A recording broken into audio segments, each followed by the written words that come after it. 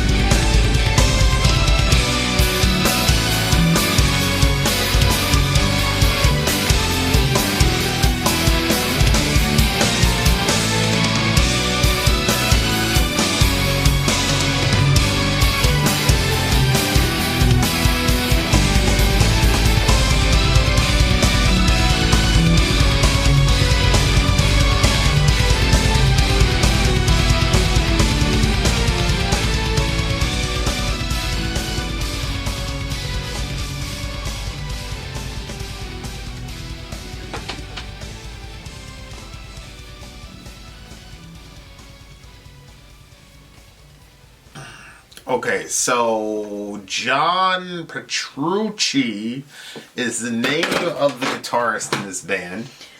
He's good. He's good at what he does. That last solo that he did was really good. If you are a Dream Theater big whatever, send me a recording of you doing this solo or coming like anywhere close to the solo. Yeah. And I don't know. We'll feature it in one of our videos. Well, we'll feature it. I don't know. I'll give you $100. There, we'll do that. You know, it's like easier to give away $100 than it is to like do a shirt or something like that. Is it? It's just weird because you just boop, Oh, boop, the boop, click boop. a button. Yeah. Somebody send me that solo. If multiple people do it, we'll like have a vote or something. Yeah, We because should you probably can do turn that. the voting on in. You know, you can put a card and you can do a voting. Oh, so we should do the village that. can vote. Yeah. Yeah. We got to do So that. we'll do that unless like there's been some weird YouTube change where there's no longer a voting system. We'll do 7 days. We'll do it 7 days from the release of this video. You have 7 days for to get people it to in. submit the videos, and Vin then and Sori at gmail.com. I actually wanted to start a new Gmail that was like Vin and Sori prizes or something like that. So then I know that would actually be a lot more it'd be cheaper too. Because I was like, oh, we'll send them a shirt. I'm like, it takes too long to send people shirts. how would it be cheaper? It wouldn't be cheaper. You're doing the same thing. It would just be easier to It's not find. gonna cost us $100 to send a shirt. You know what I'm saying? Oh, you're talking about the shirt thing. Yeah, okay. So I'll it's not that it doesn't take that long to set up an email. Vin and Sori prizes. All right. I want to do Vin and Sori at gmail.com and just in the future we'll switch it. Yeah. Send us. So actually, no. Send it to vinandsoriprizes@gmail.com because I'll build it like literally right now. But I want to see somebody do that last solo. Pull the thing in so I can make it clear to what I want to see you do as a human being in real life. Where'd that solo go?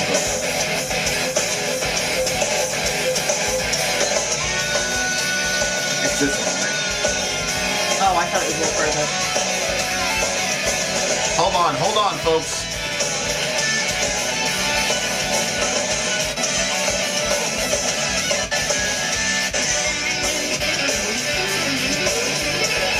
This is the one.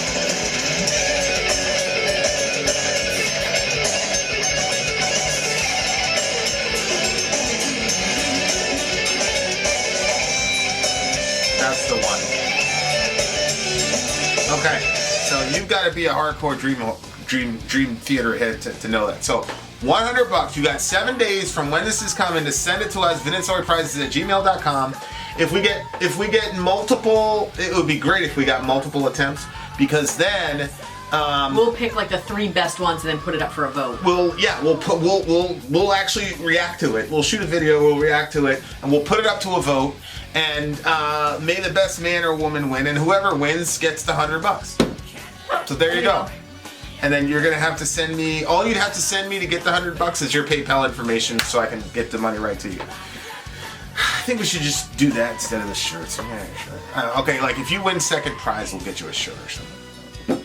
There you go. That creates more work for you. But if you have a separate email, then it's going to be a lot easier to track. vinandsoriprizes@gmail.com. Now to the song. This guy, it's weird. You hear about Hammett, you've heard about Inglay Momstein. I don't know. I've never heard of this guy as like a guitar virtuoso legend, but he's got to be, right? He's got good. Like, this guy has got to be some look here, sort the of spicy pizza said awesome guitar solo here.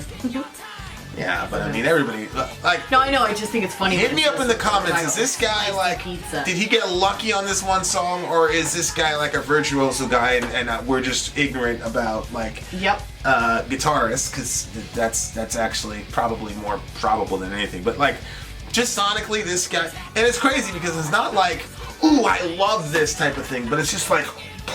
Oh, I liked it. Well, yeah, I liked it, but like. Being a guitarist and somebody who appreciates the instrument, and then playing and attempting to be in a band and all that, it's just when we're listening to these people like pull this stuff off, it's almost criminal. Like people do not understand like how like amazing these people are. Like And you know, it's okay because some of music, especially metal, is how it makes you feel and what it does to you in the moment. So you don't necessarily have to think about. But at the same time, man, it's just like the musicianship and the talent that these people have. I was listening to this thing with Metallica. They were talking about the making of Master of Puppets. And do you know people are calling them sellouts for the Master of Puppets record? Why? Just metalheads are just like yeah, that. actually, I think we talked about that in the review. Well, when the Black Album came out, everybody was saying that they were sellouts. Okay. And I understood that because they completely changed their style. But Puppets was like them at their peak. It was like ridiculous. But anyway, Cliff Burton was the intro to Orion, I think, actually, ironically enough. And he was talking about, so Cliff Burton was playing like the intro to Kirk Hammett, and then he pulled up the sheet music to like Johann Sebastian Bach or something like that. And he said, does this sound too close to that? Because he was gonna ditch it. And it's like a classic. Oh, wow. He was gonna ditch crazy. it. And Kirk is like, no, like, we don't care. Nobody, no metalhead is gonna go, hey, that sounds like Bach. You know what I'm saying? But the point is, the fact that this kid from California who was 23 at the time could create something on bass for a metal band that was borrowed from a legend of classical music is mind-boggling to me. Unbelievable. Just the musicianship is insane. And then like to go from that to which is very, very simple. Just really, really appreciate it. Shout out to the homie, John Petrucci, whoever he is. If he got lucky in this one song, great. If not, then he's probably some virtuoso guitarist that's like in somebody's top 3 list or something like that. What did you think of the song? I liked it. I liked the way that it sounded. Some of the places I journeyed a little bit while the music was playing, which I always like songs that do that. Lyrically, it was a little bit of a tough listen, especially when he said, basically like, what if the rest of the world was hopelessly blinded by fear? Where would my sanctity live? Suddenly nobody cares. So like, he rests in the fact that there are people that are sympathetic toward what he's going through, rather than them being just hopelessly blinded by fear. Because if everybody's messy, then nobody can help anybody. Nobody has any sympathy for anybody else. It seems like he was just dealing with, I'm not really sure what it is that he's going through. I don't know if it's like mental illness or to rise, to fall, to hurt, to hate, to want, to wait, to heal, to save. And then he was talking about blood. Yep. So I was like, maybe that's a religion thing. Blood heal me. He's asking for the blood to heal him. And I was like, okay, this can go one of two ways. It's negative. Blood heal me. So I think it's the, like when you're bleeding and it kind of has like this feeling. Well, how could it be negative if it's saying heal me? He says fear, change me. Well, yeah, that's a separate thing from the blood, though. And it's the chorus. They're working together. Well, I think he's talking about separate things here. I think he's saying that the blood can heal him, but the fear can change him. Belief will always save me. Did you interpret that as negative? Or was it ironic, maybe? No, I didn't even focus on that line. What were you focused on? When he said, blood, heal me. How did you interpret that? You say you interpret that as negative? How did you? Yeah, I interpret that as negative. Like, when people are, I've heard different people talking about self-harm and stuff, and they've said, like, that when they were bleeding, like, the feeling and looking at that, like, it was healing to them. Sure. So. Yeah. I definitely see where you're going with that. Oh. Blood swearing, fear steering, conviction made aware. Yeah, he's in between something. Either it's Jesus' blood that's healing him, or it's his own blood, and the whole thing is negative to your point.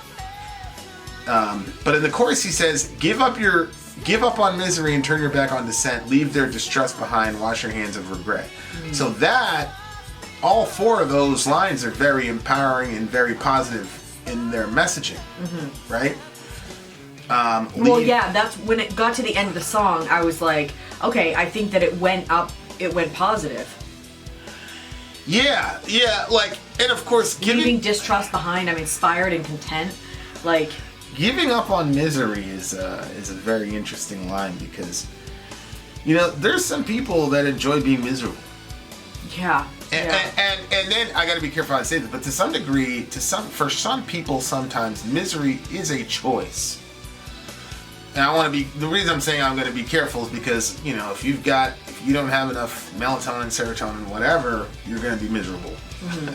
And so I don't want to obviously you guys know I struggle with mental illness and depression, blah, blah, blah. So I'm not saying that, but it's I was actually, you know, we were talking about this like much, much earlier. It's like, we did a lot of laughing together and blah, blah, blah, or back in the day, you know, so it's like, I'm so serious about a lot of things. And it's like, I don't necessarily need to be that serious. And, you know, like the year 2020 as a year had a pretty terrible effect on me. But there's a lot of times I was like, I was just holding on to that though. Like, there's like a degree, like, let's say there's like 6 degrees of misery that you can't control, but, you know, like, you supply the other 2. Mm-hmm. You know what I'm saying? And so it's like, if you're in a situation where you can't control something, do your best with what you can control. So I think that line, you know, give up on misery, turn your back on dissent or whatever, I think it could be construed as insensitive if you don't have a nuanced understanding of how depression works, you know, and what that line is between what you're responsible for and what the mental illness is doing is obviously one of the reasons God tells you not to judge people, because you don't know. Mm-hmm. You know what I'm saying? Do you feel you don't know me anymore? Do you feel I'm afraid of your love? How come you don't want me asking? How come my heart's not invited? Yeah, to me that sounded like a relationship. Right. We're not laughing. How come I don't understand you? How come you don't understand me? 30 years. Say we're in this together. Open your eyes. People in prayer for me. Everyone there for me. Sometimes I feel I should just face this alone.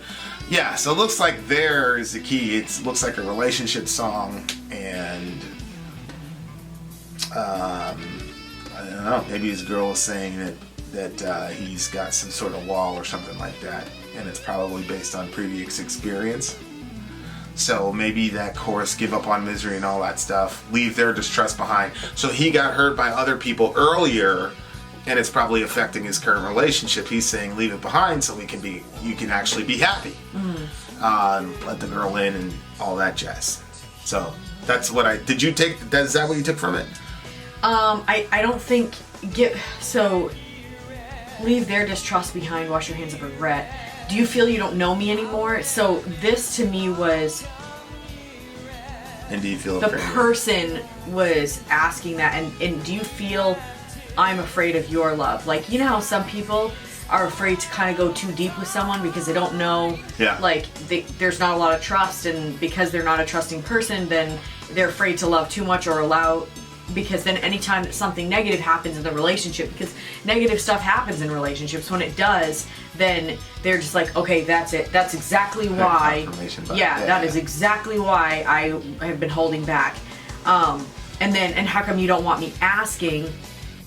To me was just like, when someone, okay, so like if you're like with someone and that person seems closed off to you, and then you're like asking them about it, like what's going on or whatever, then they're saying like, how come you don't want me asking? Like they notice that there's some kind of closed offness, but doesn't feel like that it's open enough in the relationship to be able to discuss it. And then how come my heart's not invited? It's like, okay, well, why aren't you letting me in? And why aren't you inviting my heart into it? Because like, yeah, we might be in the same room, but like our hearts are not connecting. Our hearts, like it doesn't feel like you're inviting my heart in with yours, which obviously is not a good or fun place to be. But then it goes into, you say you want everyone happy, well, we're not laughing. So it's like that person is saying, oh, we should be happy, and like I want everybody to be happy, but them two together are not laughing. It's not really working. Seems like there's, you know, the distrust that's going on, regrets are going on, and it to me does sound like one of these people, to me it's the singer, is dealing with like that sense of disconnection and stuff like that, and not, you know, whether it's the other person's fault or not, it doesn't, to me, it didn't really say, it just seemed like it was something that person was going through, whether like, so it touched into relationships, but I think it felt like it kind of touched into other things too. This last chorus is, I love this when musicians do this, or when lyricists do this. So if you look at the previous chorus, give up on misery, turn your back on dissent, leave their distrust behind, wash your hands of regret. That's to me is like, it's positive and it's empowering, but it's kind of like in the Tony Robbins vein. And I don't think Tony Robbins is like a fake or a fraud or anything like that, but it's that like self-help, and sometimes those things are great, but they're not necessarily realistic. Whereas here, if you look at the last verse, this looks to me to be more realistic and will get you more bang for your buck, right? So he's not saying give up on misery, but he's saying learn from it. Learn from it. Don't leave behind dissent, stare back at it. That's a really important thing. Like, if people are against you, there might be a reason, right? Like, you gotta take stock on it. Leaving distrust behind, he kept the same. I'm inspired and content. And that's the real sort of, that's like wisdom, right? Like, this is one of the things I pound into the boys, is like to comport yourself with wisdom. This is wise. This is something that a person you could tell who's been through life and is self-aware through life is evolving as a person and saying, you know what, I'm not going to necessarily leave behind all my misery. There's something to learn from it. You know what, I don't need to like lash out against dissent. I can stare back right at it, and that's how I overcome it. And then when you do that, you're inspired and content. At some level, unless you're desirous of just living alone all your life, you've got to trust people at some level. You know, when he says leaving distrust behind. Well, yeah. And I think that, like, you know, I'm the type of person that I don't have a lot of trust for basically anybody. And I tend to kind of come up with the most uncharitable reasons for why somebody would do such a thing. With like lots of people in my life. And so, like the leaving distrust behind, it's like a decision that you have to make to say, okay, you said one time, like, if you don't trust somebody and you're like always like kind of like watching what they're doing and you're trying to avoid some kind of heartbreak or heartache, it doesn't prepare you for it. It really just makes you miserable while you're in the process of like micromanaging everything. Right. If somebody's going to do something, they're going to do it regardless, and there's not really much you can do to stop that. It just might be more of a secretive thing that they do, and might kind of drag out the process a little bit, but eventually, you know, stuff comes out and you find out. So, you know, sometimes I think because past relationships can be like kind of create an environment that makes you not trust, it like kind of like sets you up for that failure instead of just saying, okay, look, this relationship could be like that one or it could not be like that one, but either way, I can't change anything about it. And I think that when he says he makes that decision to leave distrust behind, then he's inspired, because if you're not living in a fearful state of distrust, then it is an inspiring place to be, and you can find contentment in it. But sometimes I think it's hard to kind of stay in that place, especially if you're, you know. Seems like it's hard for the big homie. I mean, I think it's hard for a lot of people, you know, especially like. Yeah, I've heard lots of people, you know, talk about that. What do you get the song? It's a 9.8 for me. It's a 9.45. Excellent lyricism. Really good job on the guitars. I'm very interested to see the guitar solo contest, because I'm just very, very excited for that. Because I want to see somebody do that in real life. And some of these guys are not like human beings. Like, they're... Phew! Okay, there you are, dear listener. Vin out. Sori out. Gone. The Wackator, you need to reach out to me, because I just realized your little list here. You were right. You never jumped down to the 75 price. Wackator. So we'll work that out with you. So message me. We're gonna push it back. Good Lord. Vin out. Sori out. Gone.